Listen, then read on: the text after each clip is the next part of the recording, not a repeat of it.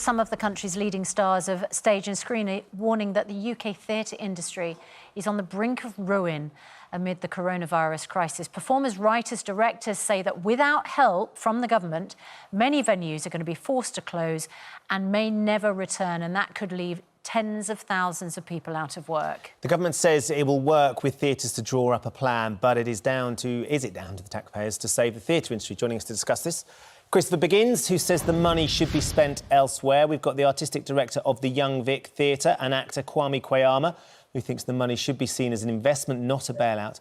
And Marisha Wallace, a West End actor who believes the government must step in to help. Good morning to all of you. Thank you for joining us. Kwame, if we can start with you, because you are the artistic director of a world-renowned theatre, the Young Vic, and of course, globally respected and understood to be a fantastic venue for theatre and the arts. How bad have things got for you where you are?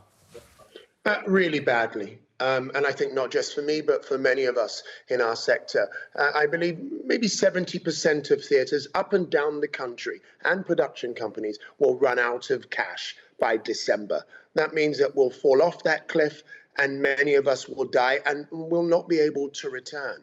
And I think what's really important is that for 70 years, our country has invested in our world-class arts movement. And I do not believe that this government, and I do not believe that the people of Great Britain want to see that investment fall by the wayside. We are world beaters. Our soft power is immeasurable. We walk with a privilege due to our arts wherever we land in the world. And I think it's really important that we see this as a big moment for the way that we are perceived throughout the world. We cannot let our arts die. Marisha Wallace, I know that you've been personally affected by this, haven't you? Because you were due to star in a show that has been cancelled. I know it came as a sort of wake-up call to a lot of people when yesterday Sir Cameron Mackintosh said that drastic steps were required if shows were going to reopen next year. And we found out that huge shows, I mean, long-running shows, Hamilton, Les Miserables, Mary Poppins, Phantom of the Opera, are not going to return to London's West End until next year. What is the impact on performers right now? Wow, the impact is huge because people don't realize that this is not a hobby. This is not something that I do for fun. This is our career. This is our livelihood. This is a job. So when the money doesn't come in, the rent doesn't get paid. The bills don't get paid. I've been hearing stories of my friends who were about to close, who were closing on a house as the shows were going down. They couldn't give back the sale, and now they are destitute, having to get their parents to borrow money from the pension to help them. People with families and mortgages. It's not just a hobby, it's a job. And it's not just the actors you see on stage. It is a huge microcosm of people, from hair, wigs, makeup, carpenters, stage lighting, sound, the front of house, and then all of the businesses around the theater as well are impacted. Hotels, clubs, the trains, because people make a whole day of coming down to the theater. It's like everything, shopping, everything around that area, and even outside of the West End and the regional areas, the tourism is driven by theater. And it is a multi-billion-dollar industry. Yeah. That's the other thing. It's a £5.4 billion industry. Well, multi-billion pounds. Christopher Biggins, it's such a good point. I know when there were arguments about whether football should come back, you know, on the one hand, you said, you heard people saying there's more important things in life. We've got a massive health crisis. Nobody cares about frivolousness like, you know, spoilt footballers. But of course, as Marisha said, it's not just the actual activity itself. It's that these activities support hundreds, thousands of other jobs. Well, I know it's very, very important that we get back to theatre, because my heart says, without any doubt, we must be doing theatre. We must be getting out there. But then the other side of me says, You know, how are we going to work it? How is it going to work? What's going to happen getting the people into the theatres? Are people going to sit there with social distancing? Is there going to be people wearing masks? Is the atmosphere going to go in a theatre?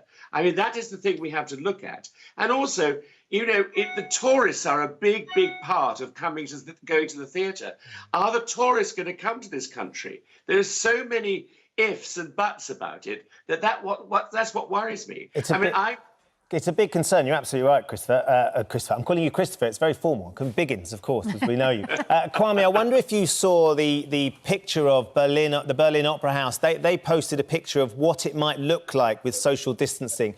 I don't know if you can see this now, but I'm sure you have seen it or you understand just how complicated that might be. But also, what is it that a theatre, particularly let's talk about the Young Vic, what's the capacity you need to have for a play to actually make any money? Because I'm led to believe that if you put the social distancing in, you're actually not going to be, it's not going to be a viable financial proposition, is it? Yes, the economic model that we operate within now, if we were to use 2 meters, we'd probably be operating at about 20 to 30% of capacity. If it went down to 1 meter, we would still only be about 50. I think it's really important, though, to understand that theatre isn't just about what's happening in the West End.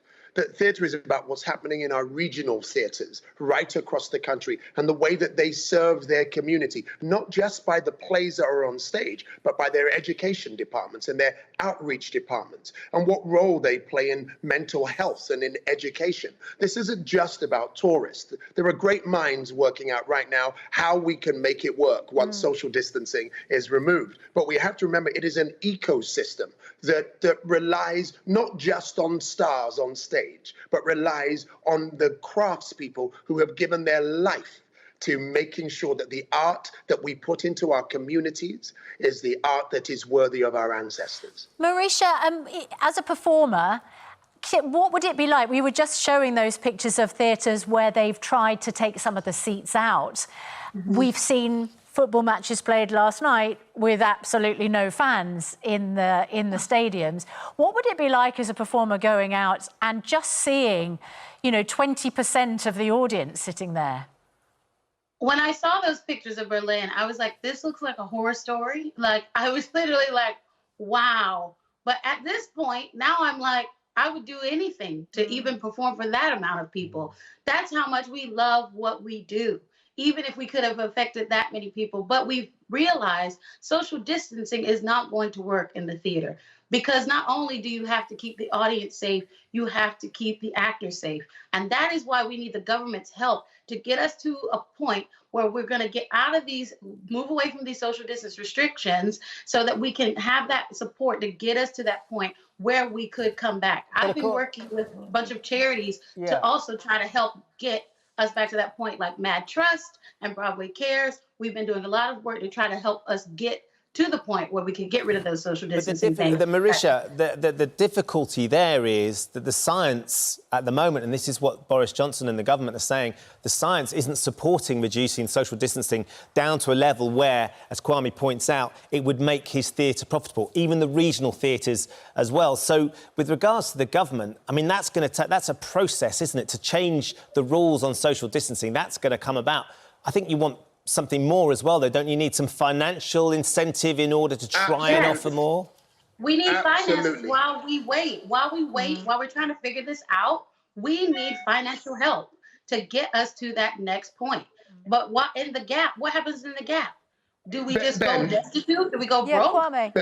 Ben, if I may, I totally and utterly agree with all of my colleagues on here. What's really important is that government, there are some measures put in front of government right now that the Treasury is talking about, that the Secretary of State for Culture is speaking about. And actually, there are 3 stages to our recovery. Right now, we're looking at the shock of the initial bleed.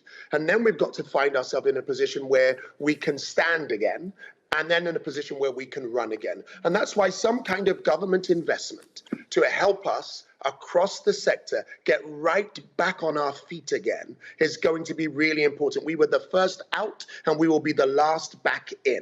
So the investment that we're talking about isn't just so we can put a show on. Yeah. It is actually so that we can hold on to the work that we have done historically in this country. If we close buildings down, it's going to cost more to rebuild them, to build those institutions back up. So even if we're looking at it in monetary terms, this investment is not just about culture, and culture is for our souls, not just for our economics. But the economic argument actually makes it really clear. We need a government investment, and I do not believe that this government will allow our culture, our theatre, one of the crowns, one of the jewels in our crowns, to fall by the wayside. It just doesn't make sense. Christopher Biggins, I just wonder, everyone needs money. Yeah, and we've seen billions, multi-billions put into the economy. And, I just wonder where in the order of priorities you think theatre and culture might end up for the government.